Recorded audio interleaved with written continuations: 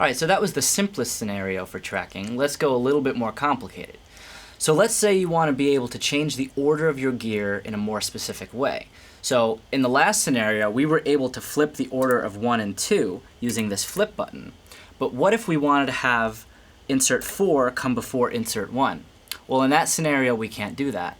But because the liaison has 2 buses, we can plug the output of bus A into the input of bus B, and then anything we insert on bus A will come before bus B. So if that sounds a little bit confusing to you, check out this diagram. This should help clarify things a little bit. It helps if you look at buses A and B as 2 distinct separate audio paths. They share the same inserts, but they're each their own path. So if you plug the output of bus A into the input of bus B, you're essentially running 2 paths in series. So anything that you insert on bus A will come before bus B. What that means is, if I want insert 4 to come before insert 1, then I insert 4 on bus A and 1 on bus B. So just like in the last scenario, I can A-B this. So if I save a preset where 4 is on A and 1 is on B, I can hear 4 before 1. Now if I alter this preset and put 1 on A, I can hear 1 before 4. Now you'll notice that my preset light starts blinking, and what that tells me is that this new signal path is different from my saved preset. To go back to my preset, I hit the preset button, and we'll now see that 4 is again before 1. Hitting the button again goes back to my new signal path.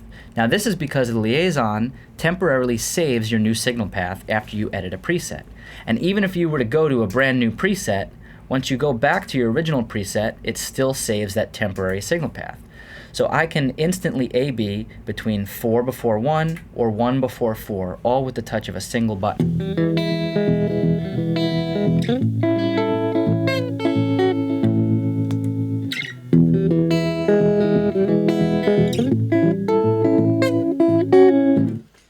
Now the other really cool thing about this method is that bus B allows you to utilize the parallel processing loop.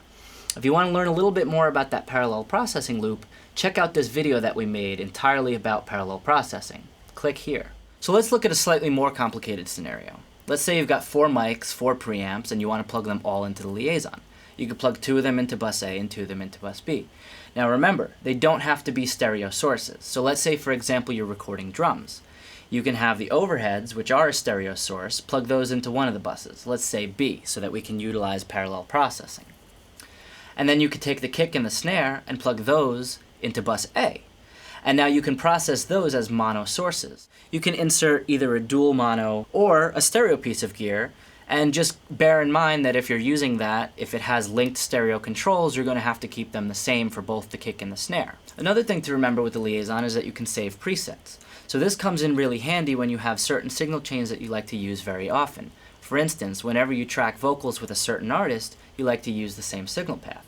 Well, if you save a preset, all you have to do is hit that preset when you record with that artist again, and you can instantly recall their signal path. It's a huge time saver. So by now I'm sure you could see that there's a lot of different options when using the liaison. You're not just limited to the things we just talked about here. There's pretty much infinite ways that you can use the liaison to route your signals, and there's different ways that you can choose to do it. So if you think of any cool creative ways of using the liaison, feel free to talk about it in the comments down below, or send us an email. We always love hearing feedback about that kind of stuff. But most importantly, go make some music.